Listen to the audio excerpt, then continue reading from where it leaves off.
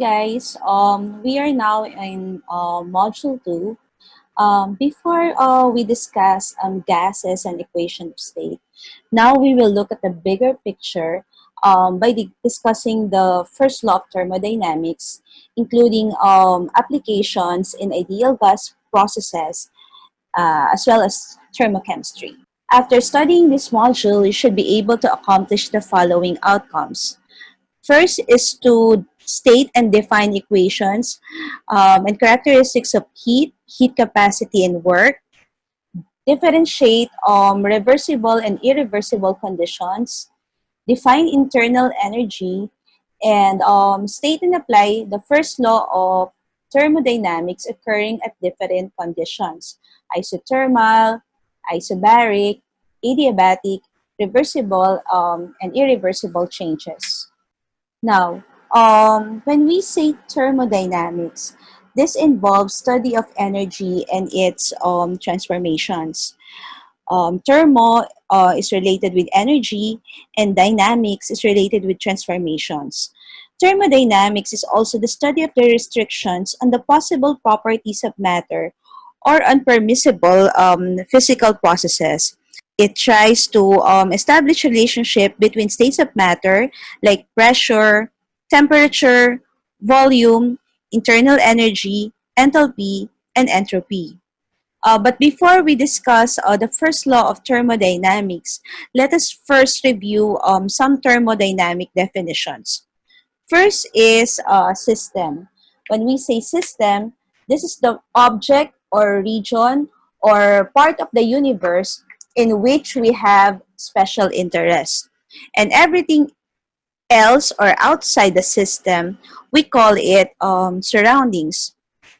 Due to vastness of the universe, the conditions of temperature and pressure remain constant.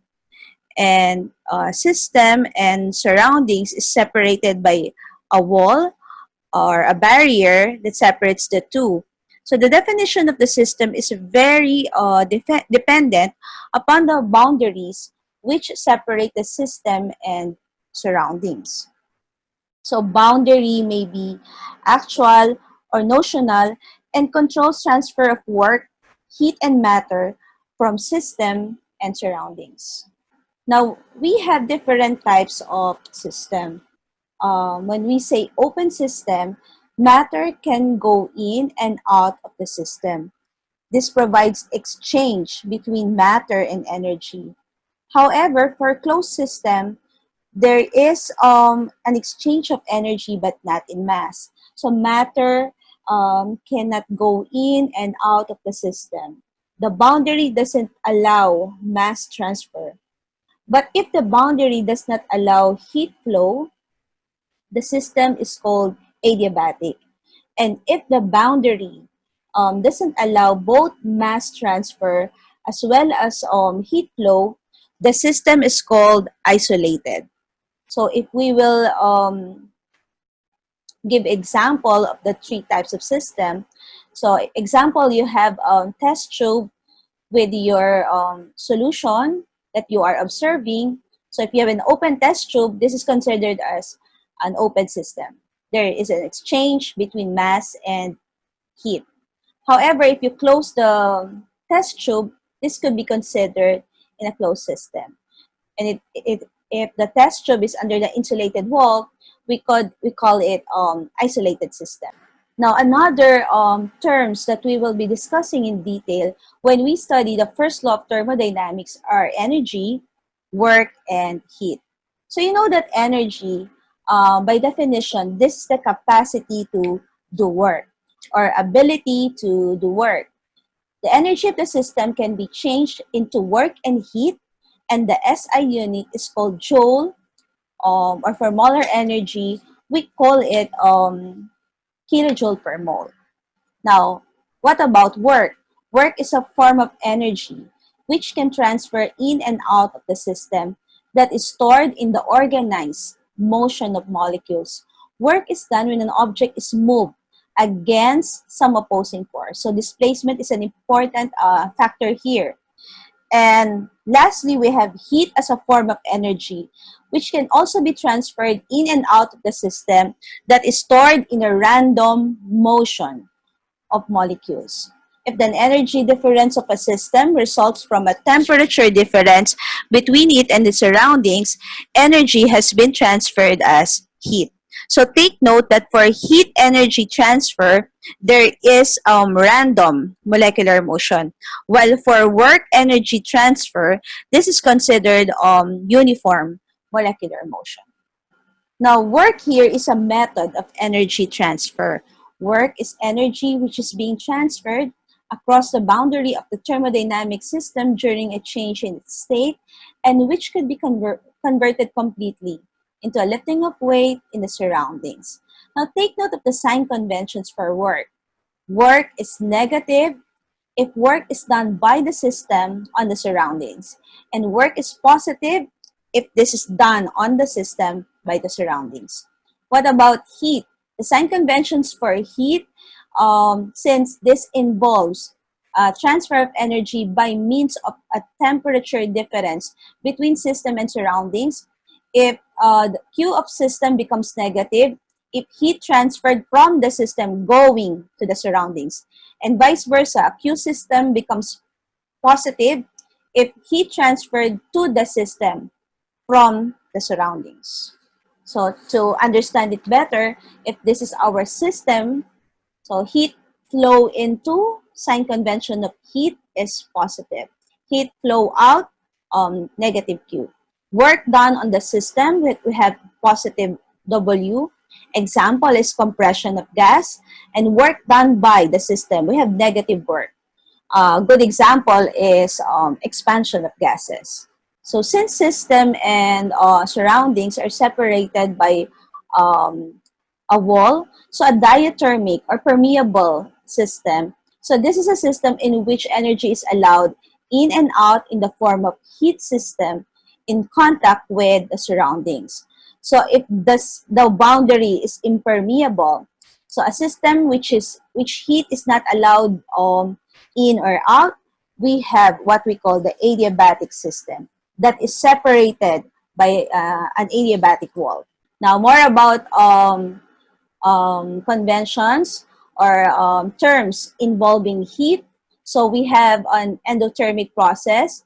If the process absorbs heat, and if the process releases heat, we have an exothermic process. Exothermic process in a diathermic container, what happens? It decreases the temperature of the surroundings. While exothermic process in the diathermic, it increases. Since this releases heat, it increases temperature of the surroundings. Now, we also need to review the difference between intensive and extensive properties. So when we say extensive, this is dependent upon the amount of matter or properties whose values are increased or decreased in direct proportion to the enlargement or reduction of the system.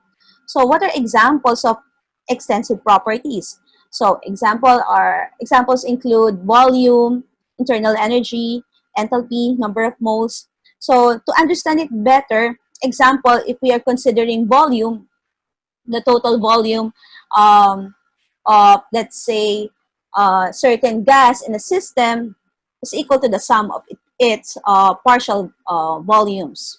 So while intensive property, this is independent of the amount of matter.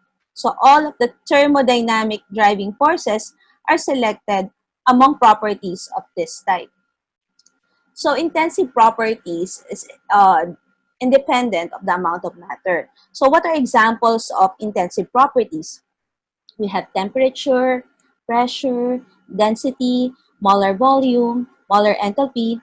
So example, in the case of temperature, the total temperature in the system is equal to temperature of that part of the system.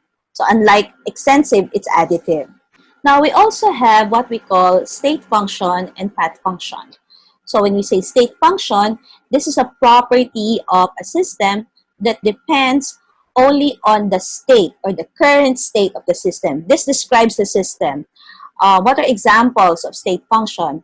the pressure, volume, temperature, enthalpy, internal energy, also gives free energy and entropy, which will be discussed in the latter part of the course. And when we say state function, this is an exact differential. Example, in the case of internal energy, delta U is equal to the integral of du from initial to final state, or u final minus initial.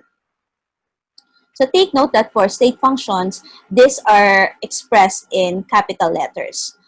Path functions is the inverse. This is a property of system that depends by which the system achieved a particular state. So examples include work and heat, and they are an inexact differential. So in the case of Q, Q is equal to integral of dq from initial to final path. And take note that in most of the references and PChem books, path functions are written in small letters. When we say first law of thermodynamics, this is associated with internal energy. So what do we mean by internal energy? This refers to the total energy of the system at any given time. This comes from the total kinetic as well as potential energy of molecules which compose the system. And a change in internal energy, since this is an exact differential, delta U is internal energy, final state minus initial state. Since internal energy is associated with the sum of kinetic energy and potential energy, so you know that kinetic energy is energy in motion. So kinetic energy is a formula of 1/2 mv squared, kilogram meter per second squared, or Newton meter, so the SI unit is joule. And potential energy is a stored energy. Now, what are methods of transferring energy? In terms of heat and work. So heat is something that an object has. So example, if you have a hot object, so you associated it with a lot of heat. But in thermodynamics, heat is a process here. So a method by which energy is being transferred. So surroundings is also internal energy, which could be transferred to system. So if we will consider the law of conservation of energy, so du, internal energy, is dq plus dw. So du is an exact differential, while dq and dw are inexact differentials. Now, for conventions or changes in internal energy, we have from comparing with initial to final state. If the final is higher, delta U or internal energy increases. If the final internal energy is lower than the initial, delta U or internal energy decreases.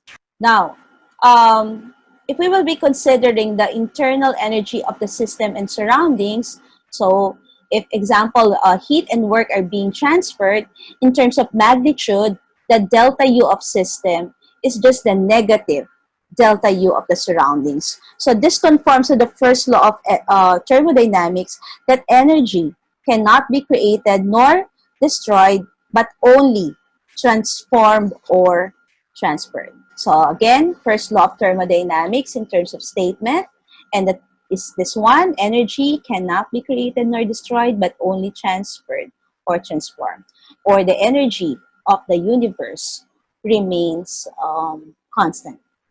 Now, what are applications of studying thermodynamics? So one is calculation of energy changes, accompanying a physical and chemical change, and determination of maximum or minimum amount of work that can be derived from a process, and to establish relationships among the variables that describes the system at equilibrium.